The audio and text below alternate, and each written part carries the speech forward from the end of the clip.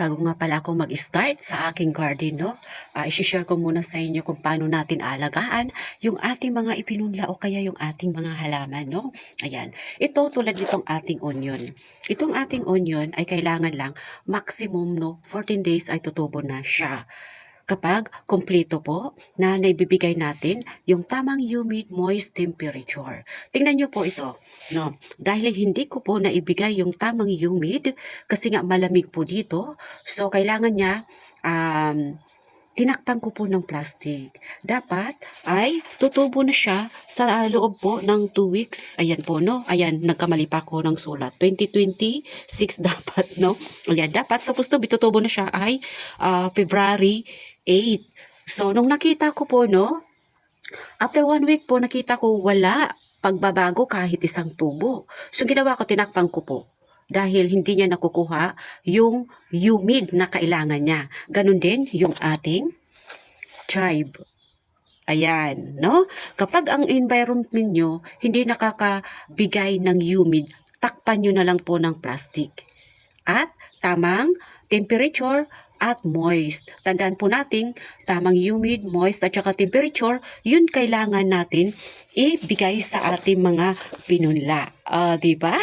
At kung gusto nyo naman po magkaroon kagad ng mga flower yung ating mga halaman tulad ng ating mga carnation po, tulad nito guys. Diba? Actually, ang ating carnation ay magpa-flower ito sa loob ng 3 to 6 months. Diba? Ayan.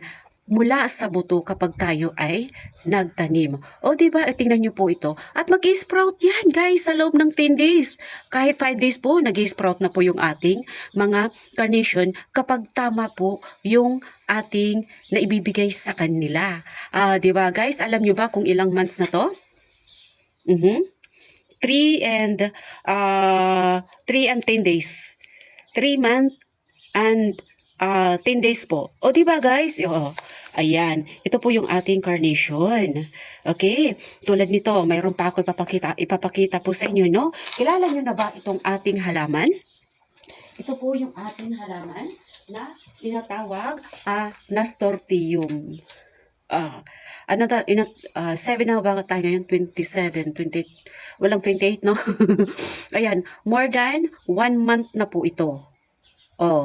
Kailangan ko makapagpa-flower sa loob ng 60 days. Sinisikap ko siya, malapit na po siya mag-flower, guys.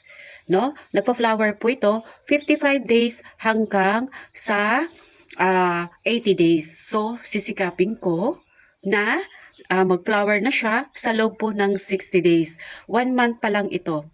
1 month pa lang to ng ilang buwan po. Ayan. Diba? Humahaba po ito ng 6.6 inches po.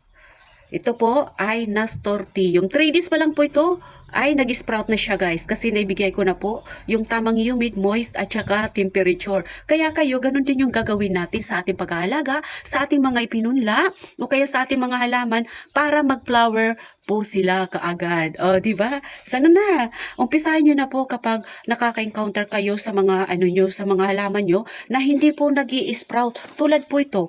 Huwag po kayo sumuko. Tingnan nyo po anong buwan na ito ngayon. Is Marso na po. Ganun pa lang siya kadami. Diba? Ganun pa lang siya kadami. Yung kanyang at katataas. Kasi hindi ko naibigay yung tamang humid, kaya importante talaga sa atin yung tamang humid, moist temperature para doon sa ating mga itinanim o kaya ipinunla natin para madali mag-sprout. Diba? Okay na. Okay, bye-bye. Next, ay follow nyo ako, i-subscribe o kaya mag-comment kayo dyan kung meron kayong mga katanungan at asang kayong lugar para naman ay i-share ko rin sa inyo at malaman ko kung saan kayo ay nanonood. Okay? God bless!